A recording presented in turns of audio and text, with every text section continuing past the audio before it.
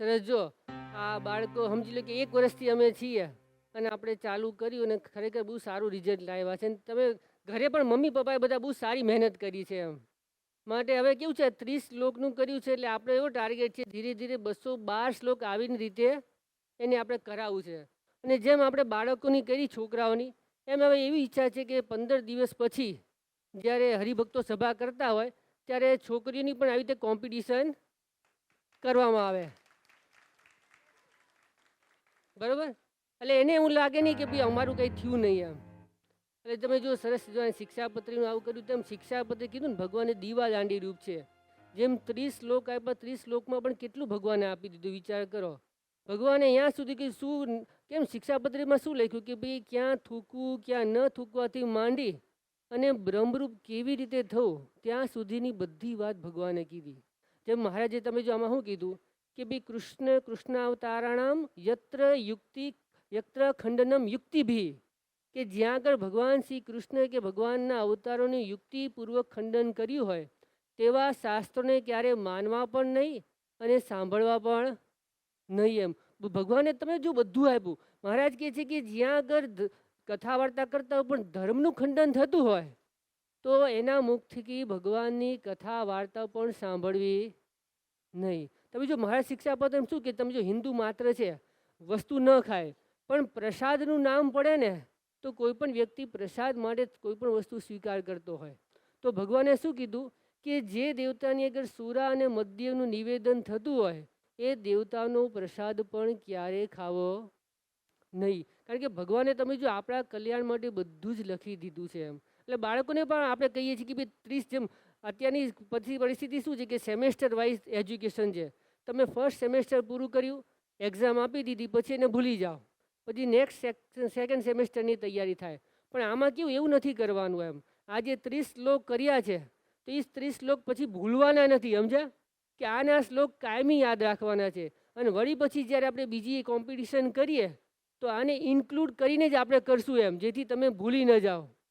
માટે ખાસ પ્રયત્ન એવો રાખજો કે ભાઈ 30 શ્લોક થયા એમ ધીરે ધીરે પણ આપણે 60 સુધી લઈ જઈએ, 90 કરીએ, એમ 212 શ્લોક થઈ જાય તો તમારા જીવનમાં કેવું થાય કે આ સત્સંગ આત્મસાત થઈ જાય. અને આ શિક્ષાપત્રી શું ખાલી વાંચવાનું નથી. જેમ અત્યારે આપણે છોકરાઓ બેઠા હોય, જેમ અમારી સાથે બેસવામાં તમે જો મન આટલું સારું બોલતો હતો એનું કારણ શું કે ઘરે તૈયારી કરતો હતો અને અહીંયા આવીને બેસતો હતો. મન છે, દિવ્ય છે, અક્કુ કાલે આવીને જ બેઠો. બોલો, આખી શિક્ષાપત્રી કરી હતી ને, અક્કુ આખી શિક્ષા 30 શ્લોક અહીંયા કરાવી દીધા. એટલે આપણે કાયમ કહેતા કે જેને કરવું હોય તે મંદિરમાં અમે બેઠા છીએ, તમે આવો. ફોનમાં હોય તો ફોનમાં બોલો, તો ફોનમાં આપણે શીખવાડીએ એમ. એટલે મમ્મી પપ્પા પણ ધીરે ઘરે પ્રયત્ન રાખજો એમ કે મટીરિયલ આપણે આપી દઈએ છીએ, તમે પણ ઘરે બધા છોકરાઓને બેસાડીને કરાવજો તો છોકરાઓને ઉત્સાહ રહેશે એમ. તમે જો એમ કરશો કે અહીંનું કલ્ચર કેવું છે કે ભાઈ બાળકોને એની રીતે રહેવા દે, જો એમ રહેવા દેશો ને તો તમે જો છોકરાઓની વૃત્તિ સહેજે કેમાં હોય, રમવામાં હોય. એની વૃત્તિ સામાન્ય હોય કે એક ધારું બેસી શકે, પણ તમે જો બેસાડશો તો બેસે. માટે તમે પણ પહેલાં ને માતા પિતા પહેલાં ગુરુ છે.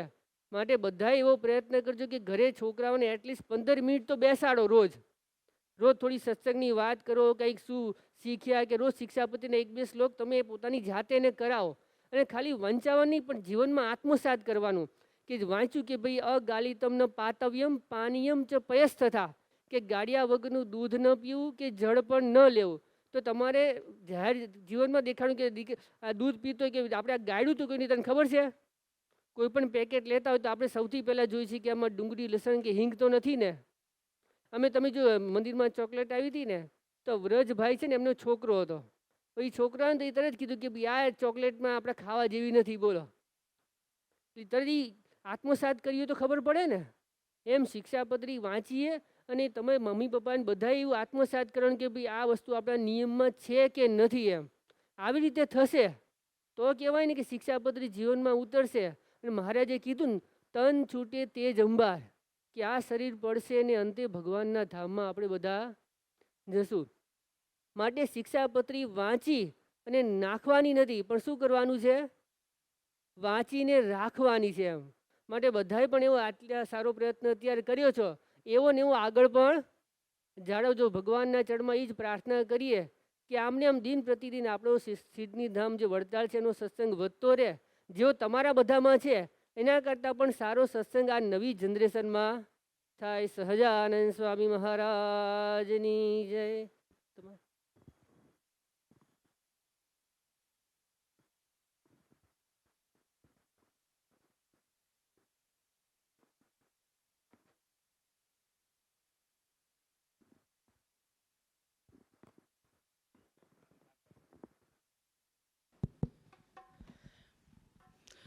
સહજાનંદ સ્વામી મહારાજની જય.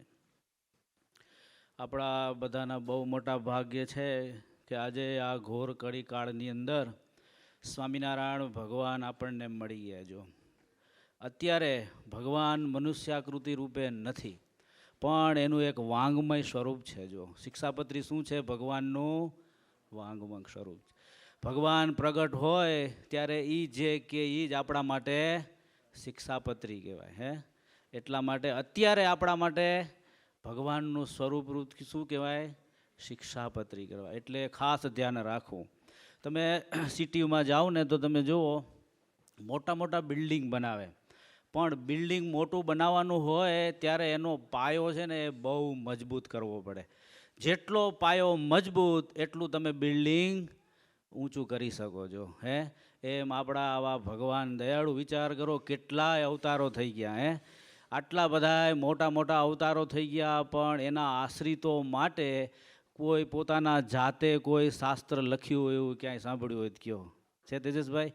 ક્યાંય ઇતિહાસમાં નથી. જો તો આપણા ઉપર ભગવાન સ્વામિનારાયણની કેટલી કૃપા કે પોતાના હાથે શિક્ષાપત્રી જાતે લખાવીને આપણને આપી ગઈ. લ્યો એટલે બહુ મોટા ભાગ્ય છે. પણ કીધું એમ, તમે ગામડામાં હોય ને, આ ઘનશ્યામભાઈને ખબર હશે, દેશી બાવળ આવે, એની હોળો કેવી હોય? આવડી આવડી લાંબી હોય દેશી બાવળની. પગમાં જો ખૂતે તો હોહરવી નીકળી જાય. એ જ બાવળના દાંતણ હોતે થાય, પણ એને શું કરવું પડે? હોરવું પડે. જો હે એમ અત્યારે આ સિસ્ટમ શેની ચાલે છે? હા, એટલે કહેવાનું કે શિક્ષાપત્રી એ શું છે ખબર છે નિલેશ? બરોબર છે, વાત સાચી. તો ગુજરાતી એકદમ નહીં નહીં તેજસભાઈ ચોલવાનું બરાબર. જીવન ઘડતર માટેનું ઉત્તમ સાધન છે. જો તમે જો આખી શિક્ષાપત્રીની શરૂઆત પહેલાં જ મહારાજ વખતે બધાને નિયમ આપતા ને તો એક નાનજી હાંડા આવેલા. મહારાજને કે મહારાજ મને નિયમ આપો. મહારાજ કે આજથી પાણી લેજે ઈ કે તું. વિચાર કરો તમે, સ્વામિનારાયણ ભગવાને હે હા આજે એટલે જ હું ત્યાં જ આવું છું. એટલે આજે અમે મંદિરમાં રહીએ છીએ તો એ બધા ઘણા ખરા આવે ને પેપર જ વાપરે છે. જો તમારે અહીં વિદેશોમાં તો ખાસ હે કોઈ પાણી અમે કહીએ ને પાણી લેજો એટલે ઘડીક તો અમારી સામે જોઈ રહે કે તમે શું કીધું કયો. હવે વિચાર કરો આજથી. એટલે તો સ્વામિનારાયણ ભગવાન આ પૃથ્વી ઉપર પધારીને પહેલાં ઘડતર કરવાનું કામ કર્યું છે. જો હે એટલે તો અમે કહીએ છીએ કે ખાસ આ જે વસ્તુ આપી છે બહુ જ. માણસનો તો જીવ આ સૃષ્ટિ ઉપર આવ્યો કેવળ પશુ જેવું જીવન જીવતા હતા. લ્યો પાણી ન હોય એટલે હે જ્યાં ત્યાં ખાવું, જ્યાં ત્યાં પીવું, જે તે જોવું, જે તે સાંભળવું. લ્યો હવે કોનો ધર્મ છે? હે પશુ તણી પંક્તિ મેલાવીને ભગવાને મુક્ત કન્ડિશન સુધી લઈ જવા માટે આ શિક્ષાપત્રી આપી છે. લ્યો એટલા માટે શિક્ષાપત્રી છે એ ઘડતર માટેનું છે. જો હવે આ તમે જુઓ, હવે એમાંય પાછો ઊંડો જાઉં. બાવળની સોટી, દેશી બાવળની સોટી એ તમે જ્યારે લીલો હોય ને એકદમ એ કાપીને તમે હોરો તો કેવી થાય? એ હોરાઈ જાય. પણ જો એ હુકાઈ ગઈ અને પછી તમે એને સોરવા જાઓ તો એ સોરાય નહીં. હે એમ આપણા ગુજરાતી કહેવત છે, પાકા ઘડે કાંઠા ચડે નહીં. અમે તમને અહીંથી ગમે એટલી કથા કરીએ પણ અમને ખબર જ હોય કે આમાં નહીં ફેરફાર, એટલે અહીંયા મહેનત કરી છે. હે કે આ લીલી હોટી છે, જો આમાં થોડું ધ્યાન આપશું ને તો એ કેટલાયને કામ, પોતાને તો કામ આવવાનું જ છે, એનું તો કલ્યાણી કરવાના જ છે, પણ એની સાથે જે જે આવશે જોડાશે, જે જે એના યોગમાં આવશે એ બધાને એ કામ લાગતા જશે ને કલ્યાણ કરતા જશે જો. અને એ હોટી ખેડૂતને બહુ વાલી હોય, તમને ખબર ન હોય પણ એ બળદ હાકે ને બળદને મારવા માટે, અને એ જ્યારે ઘરે જાય ને ભૂલી ગયો હોય ને પાછો ખેતરેથી લઈ આવે અને એનું મોભારું હોય એમાં એ હાંચવીને રાખે. ઘનશ્યામભાઈને ખબર છે. પણ કહેવાનું કે લીલી હોય તો બધોય ફેરફાર થાય જો. હવે વિચાર કરો, આ માટી જ છે ને આપણે, હે ફેનિલ બારે છે એ માટી જ છે. એ માટી તમારે ચોમાસું અહીંયા વરસાદ પડે તો ચંપલમાં ચોટે તો ક્યાં સુધી આવે? હે પગથિયા સુધી જ આવે નિલેશ, બરોબર. પણ એ જ માટીનું ઘડતર કરી અને તાવડી બનાવી હોય ક્યાં સુધી આવે? છેક રસોડા સુધી આવે ને એની ઉપર સરસ મજાનો રોટલો તૈયાર થાય ને ભગવાનને ધરાવાય. લ્યો કેટલો ફેરફાર થઈ ગયો છે કે ઘડતર થયું તો કેટલું એની કિંમતે વધી, એની શોભા પણ વધી. જો શીખે 1-1 કિલોના બિસ્કિટનો હાર પહેરાયો હોય કોઈ માણસને, કેવો લાગે? હે ઘનશ્યામભાઈ, બહુ સોનું પહેર્યું, બહુ સોનું, પણ બિસ્કિટનો 1-1 કિલો. તેજસભાઈ મૂર્ખા ગણે કોઈ કે ને, પણ એને એ સરસ મજાનું ઘડતર કરી અને પછી જો તમે દાગીનો પહેરાવો તો શરીરને કેટલો શોભે. હે એટલે આ ભગવાને મહાપુરુષોએ બહુ કૃપા કરી છે આપણા માટે. જો આ ઘડતર થઈ જાય તો સેજે અમારો દાખલો એ જ છે, અમે આવ્યા એટલા માટે જ છીએ કે ભગવાનની આ વસ્તુ વધારેમાં વધારે જીવો લાભ લે. જો ઘનશ્યામ મહારાજની સરસ માધુરી મૂર્તિ છે. તમે ખાણમાં જાઓ ને કોટા બાજુ રાજસ્થાનમાં તો એ પથ્થર ઉપર કેટલાય માણસો બેઠા હોય ને ગપ્પા મારતા હોય, પણ જ્યારે એ શિલ્પી પાસે જાય અને સરસ મજાનો જે નેગેટિવ ભાગ કાઢી નાખે અને ઓરિજિનલ વસ્તુ ઘડીને રાખે તો તમે જો આજે પ્રતિષ્ઠા થયા પછી એ ભગવાન તરીકે સ્થાપિત થઈને પૂજાય છે. જો હે એમ આ બધા ભગવાનના અંશો છે, પણ ઘડતર વ્યવસ્થિત ન થયું હોય એટલે અઘરું છે. જો એક બાજુ તમે જુઓ રાવણ અને એક બાજુ ભગવાન રામ છે. જો બ્રાહ્મણ પુત્ર, હે કેટલી તમે જો એની સ્તુતિ તમે સાંભળો ને એમ થાય કેવો ભગવાનનો ભક્ત હશે. જો પણ છતાંય ગણતરી ક્યાં થઈ? અસુરમાંથી. અત્યારે રામના મંદિર થાય, રાવણનું સાંભળ્યું કોઈ દી? ઉલટાના દશેરાના દિવસે બાળે છે. લ્યો કેટલો ડિફરન્સ થઈ ગયો. એમ મહારાજે શિક્ષાપત્રીમાં એક શ્લોક લખ્યો છે. જો 28મો શ્લોક. શું લખ્યો છે? નહીં ખોલો.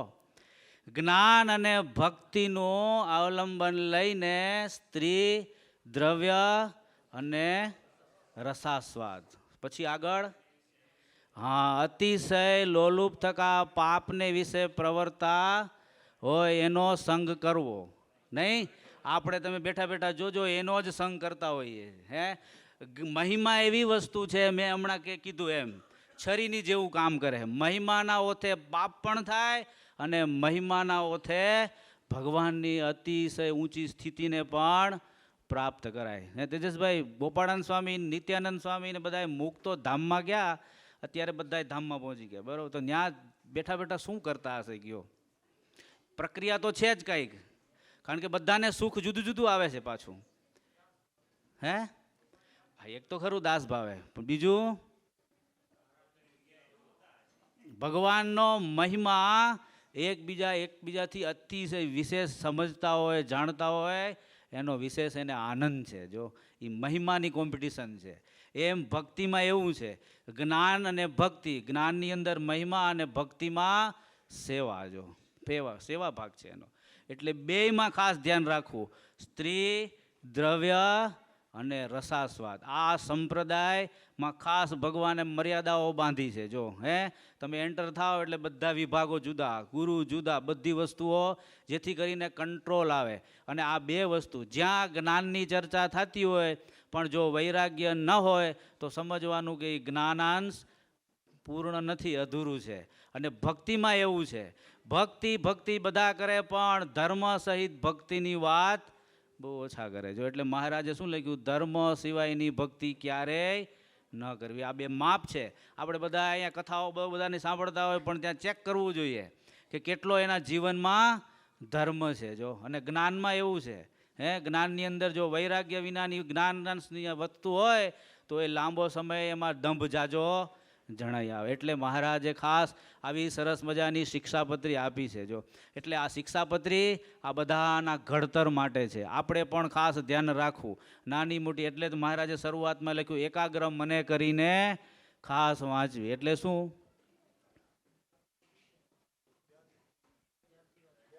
ધ્યાનથી વાંચવું એટલે મેં આની પહેલાં અર્થ કીધેલો હતો જિજ્ઞેશભાઈ.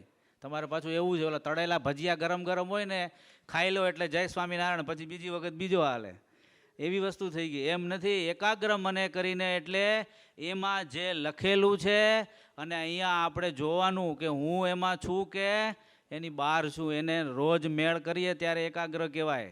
નહીંતર એકાગ્રતા નથી, બેકાગ્રતા થઈ એનું કોઈ દિવસ ફળ થાય નહીં. જો એટલે મહારાજે ખાસ લખ્યું રોજ સવારે એકાગ્ર મને કરીને શાંતિથી એ વાંચવી. એમાં લખેલું છે એ હું પાડું છું કે નહીં, ન પાડતા હોય, ભૂલ થતી હોય તો સુધારવી. એટલા માટે ખાસ આવી સરસ મજાની ક્વિઝ થઈ, બહુ સારું છે. જો આજે નહીંતર આ છોકરાઓ ક્યાં ક્યાં ગેમોમાં ટાઈમ બગાડતા હોય, બીજા બધા ફેલફતુરોમાં ટાઈમ બગાડતા હોય, એની જગ્યાએ સરસ મજાની ભગવાનની પરાવાણી તુલ્ય આ શિક્ષાપત્રીને ન્યાય આપ્યો કહેવાય એની દ્રષ્ટિએ.